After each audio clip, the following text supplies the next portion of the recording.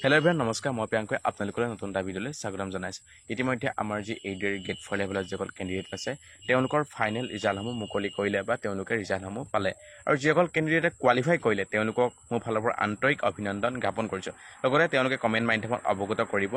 তেওঁলোকৰ যি কষ্ট যিখিনি ত্যাগ এই ত্যাগখিনি আজি হয়তো তেওঁলোকৰ সফল হৈছে তেওঁলোকৰ কষ্টখিনিয়ে হয়তো আজি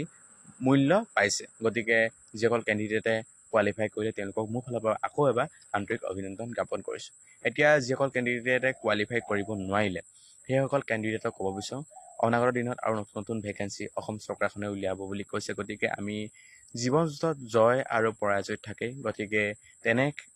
আমি মনোভাৱ লৈ তেনে আমি উৎকণ্ঠা আগত লৈ আমি নতুনকৈ আমি হয়তো পাতনি মেলিব লাগিব আমি নিজৰ কৰ্মক্ষেত্ৰত আগবাঢ়ি যাব লাগিব যাতে আমি জীৱনত কিবা নহয় কিবা এটা কৰিব পাৰোঁ এতিয়া বহুতে প্ৰশ্ন সুধি আছে অভাৰলেপিঙক লৈ অভাৰলেপিং এবাৰ হৈছে নে নাই হোৱা বহুতে কৈ আছে কিছুমানে কৈছে অভাৰলেপিংটো হৈছে আমাৰ অসম মুখ্যমন্ত্ৰীজনে জানিব দিয়া মতে অসম মুখ্যমন্ত্ৰীজনে কৈছিলে যে এইবাৰ অভাৰলেপিংটো নহয় কাৰণ তেওঁ কৈছে যে যদি আমি চাওঁ লক্ষ্য কৰোঁ গেট 4 লেভেলৰ 10 ষ্টেণ্ডাৰ্ডৰ আৰু 8 ষ্টেণ্ডাৰ্ডত যদি এজন কেণ্ডিডেটে কোৱালিফাই কৰি থাকিব তেনে ক্ষেত্ৰত যি হাই গেট পে থাকিব সেই ক্ষেত্ৰত কি হ'ব 10 ষ্টেণ্ডাৰ্ডত থকা পোষ্টটোহে তেওঁ পাব বা 8 ষ্টেণ্ডাৰ্ডৰ পোষ্টটো তেওঁ নাপায় সেই ক্ষেত্ৰত কি হৈছে অসম মুখ্যমন্ত্ৰীজনে অৱগত কৰিছিলে লগতে আমাৰ গ্ৰেড 3 ক্ষেত্ৰতো তেনেধৰণে কৈছে গ্ৰেজুৱেট আৰু আমাৰ হায়াৰ ছেকেণ্ডেৰীৰ যিটো আমাৰ গ্ৰেড 3 লেভেলৰ যি দুটা পোষ্ট আছিল তেনে ক্ষেত্ৰতো কৈছিলে যে যি হাই গ্ৰেড পে থাকিব সেইটোতে তেওঁলোকে চাকৰিটো পাবলৈ সক্ষম হ'ব কম গ্ৰেড পে পোৱা চাকৰিটো তেওঁলোকে নাপায় তেনে ক্ষেত্ৰত কি হৈছে অভাৰলেপিংটো কমি যাব বুলি অসম মুখ্যমন্ত্ৰীজনে আমাক জানিব দিছিলে আৰু ঠিক সেইদৰে আজি পৰ্যন্ত অৰ্থাৎ আমাৰ এইদৰে গ্ৰেড 3 দেখিলোঁ আৰু গ্ৰেড 4 দেখিলোঁ সেই ক্ষেত্ৰত যদি আমি বিবেচনা কৰিব বিচাৰোঁ তেতিয়া মই ক'ব বিচাৰোঁ যে যোৱাবাৰ তুলনাত এইবাৰ অভাৰলেপিংটো একেবাৰে হোৱা নাই কেলৈ কৈছোঁ আমাৰ ডিপাৰ্টমেণ্ট উইচ বেলেগ বেলেগ হ'ব পাৰে কিন্তু আমাৰ আছাম পুলিচৰ এটা বেলেগ এটা ৰিক্ৰুইটমেণ্ট আছাম পুলিচৰ বেলেগ এটা ছিষ্টেম এইডিয়াৰো এটা বেলেগ এটা ছিষ্টেম টিচাৰ ৰিক্ৰুইটমেণ্টৰ ক্ষেত্ৰতো এটা বেলেগ এটা ছিষ্টেম এইকেইটা হৈছে গোটেইকেইটা হৈছে বেলেগ বেলেগ এটা ৰিক্ৰুইটমেণ্ট এখন বেলেগ বেলেগ বৰ্ড তেনে ক্ষেত্ৰত কি হৈছে আজি আছাম পুলিচত যদি এজনে পাইছে তেতিয়া কি হৈছে এডিয়াইটো এজনে পোৱা এজন থাকিব কাৰণ স্বাভাৱিক কিন্তু এই ক্ষেত্ৰত থকাটো স্বাভাৱিক কিন্তু আমাৰ এইডৰ ক্ষেত্ৰত এই বস্তুটো হোৱা নাই এইবাৰ আমি হয়তো পৰিলক্ষিত হোৱা দেখা নাই যদি আমি লক্ষ্য কৰোঁ এইডৰ ক্ষেত্ৰত যিজনে গ্ৰেড 3 পাইছে তেওঁ গ্ৰেড 4 পোৱা নাই আৰু যিজনে 8 ষ্টেণ্ডাৰ্ডত পাইছে তেওঁ কি পোৱা নাই 10 ষ্টেণ্ডাৰ্ডত পোৱা নাই বা যিসকলে 10 ষ্টেণ্ডাৰ্ডত পাইছে তেওঁ 8 ষ্টেণ্ডাৰ্ডত পোৱা নাই মানে যিটো এই হাই গ্ৰেড পে থকা যিটো পোষ্টত তেওঁলোকক চাকৰিটো দি দিছে আৰু কম গ্ৰেড পে থকা পোষ্টত তেওঁলোকক চাকৰিটো দিয়া নাই আজি আমি হয়তো দেখা পাইছোঁ এই ক্ষেত্ৰত কি হৈছে বহুতে আজি আমি যদি চাওঁ যিটো কাৰ্ট অফ ক্লিয়াৰ কৰি আছিলে যিটো ৰিটেন এক্সামত যিসকল কেণ্ডিডেটে কাৰ্ট অফত বোলে 90 কাৰ্ট অফ গৈছে 90 যিসকলে পাই আছে তেনে কেণ্ডিডেটে আজি চাকৰি পাবলৈ সক্ষম হৈছে তেওঁলোকৰ যি ভাইভা স্কিল টেষ্ট ভাল হৈছে গতিকে তেওঁলোকে চাকৰিটো পাবলৈ সক্ষম হৈছে কিয়নো কৈছোঁ যিটো আমাৰ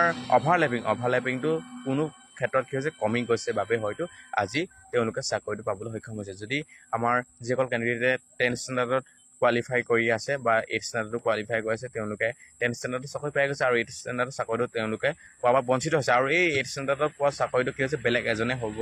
পাবলৈ সক্ষম হৈছে সেই ক্ষেত্ৰত কি হৈছে অভাৰলেপিংটো কমি গৈছে আৰু যিসকল কেণ্ডিডেটে আমি যদি লক্ষ্য কৰোঁ 12টো যদি তেওঁলোকে যদি কি হৈছে কোৱালিফাই কৰি আছে বা তেওঁলোকে গ্ৰেড 4টো তেওঁলোকে যদি কোৱালিফাই কৰি আছিল তেনে ক্ষেত্ৰত কি হৈছে 12টো তেওঁলোকে যেতিয়া চাকৰিটো পাই গ'ল ঠিক তেনেধৰণে এই